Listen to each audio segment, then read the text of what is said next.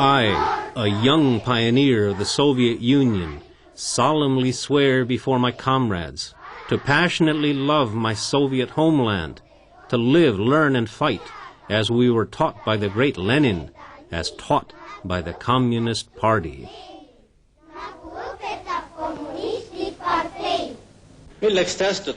Why are you joining the League of Communist Youth? As a communist youth, I want to participate in the process of building up our country. While working in the Kukrus mine, Comrade Rubel has shown himself in a manner worthy of those who represent communist youth. He has been an example to others at his place of work, as well as in his social and personal life. It is my recommendation that Comrade Rubel be given the status of candidate for membership in the Communist Party of the Soviet Union. All in favor of the motion? Anyone opposed? No one. There was another development that began to gain ground among Estonians to some extent. We began to see some people starting careers in the Komsomol. That made it very difficult to talk to them at all. They began their Komsomol career path early, in some cases in high school. After graduation, they went on to receive specialized education in this area, because special party schools did exist. When they returned, they were posted to Komsomol or regional committees. They no longer differed from the Russians.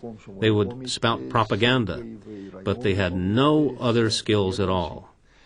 Ja siis oli tegemist täpselt nii, nagu varem venelastega ja ka hiljem venelastega, kes sulle vahutasid kõike seda, nagu siis see Komolin, Uusno, Vaasno ja nii edasi. Aga sisuliselt ei osanud mitte midagi teha. Selle tõotuse ma endale andsin. I made myself a promise, even if it meant that I would end up digging ditches.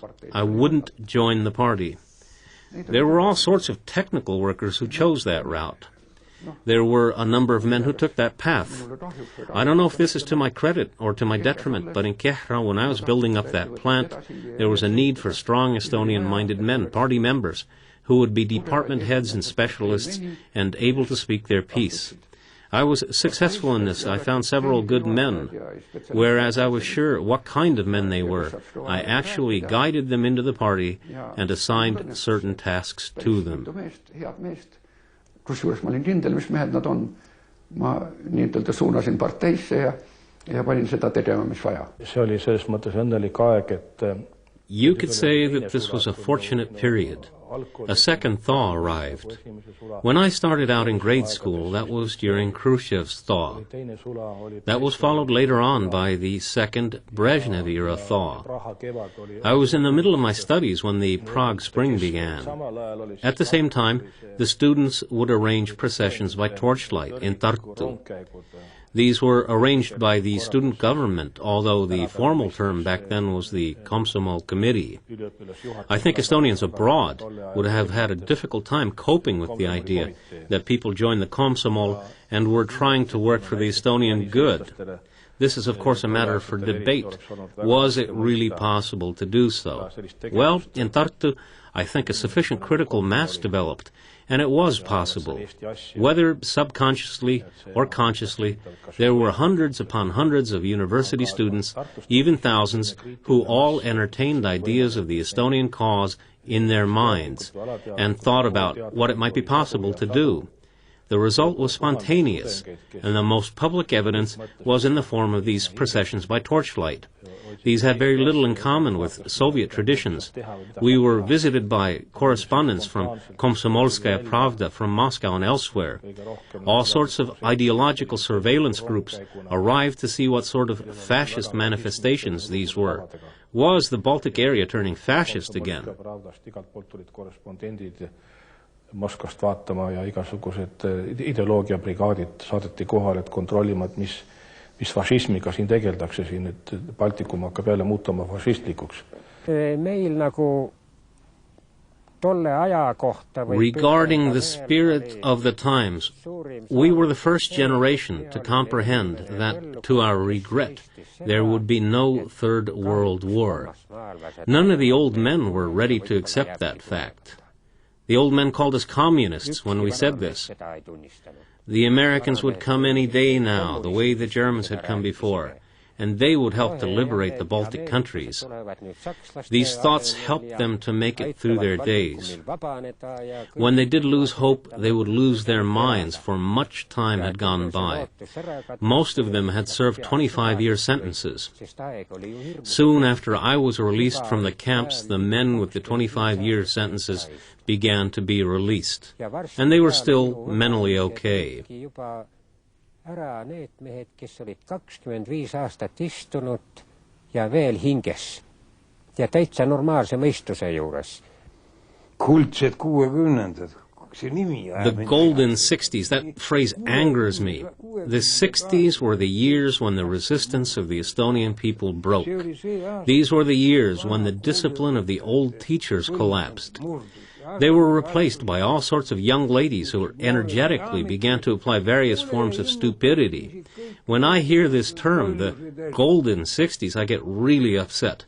Those were actually the years when our resistance, which had lasted so long, the passive resistance, came to an end. Need olid tegelikult selle pika vastupanu niisugune ja selle passiivse vastupanu tegelik murdumine oli see. The Sputnik Battalion of the Pioneers of Tallinn's 25th High School came to pay their respects to the servicemen on the occasion of Victory Day.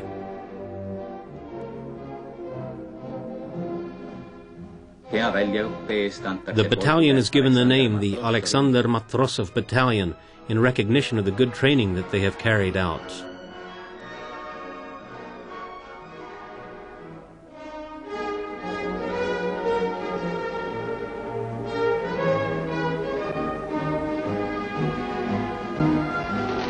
Ve středu před polednem vrcholí boj o rozhlas. In January 1968, new leaders were elected to the forefront of the Central Committee of the Czechoslovakian Communist Party. These leaders had as their goals the creation of socialism with a human face, of granting citizens more rights, and the removal of a number of economic restrictions. Events in Czechoslovakia woke people's hopes in Estonia. Perhaps it might be possible to reform the socialist system. Moscow, on the other hand, saw Czechoslovakia as a danger to the entire socialist camp, and saw intervention as her prerogative and her sacred duty. On the 21st of August, armored units of the Soviet Union and her satellite countries forced their way into Prague. The Czechoslovak military didn't put up any resistance. The occupation forces remained in Czechoslovakia, and all of the reforms were put to an end. There was nothing left for those in Estonia who had longed for socialism with a human face, but to try to reconcile themselves to actual socialism. The system had the army, the organs of repression, and the party as its bulwarks. The Communist Party of the Soviet Union, the dominant force in society, was an organization of the foreign country that had occupied us, and it had the goal of making our country and people dissolve into Soviet society. By 1967, the Communist Party of Estonia had nearly 62,000 members. By 1964, Estonians constituted the majority. The bylaws of the organization said the party is open to people who are knowingly and actively true to communism. Party members are obligated to fight against the remnants of nationalism and chauvinism, to remain vigilant, and to inform the party in the state of activities that pose a danger. The Soviet regime seemed to be a lasting certainty to both its supporters and those who hated it. There were few who could have accurately predicted that the lifespan of this regime would only continue for a few more decades.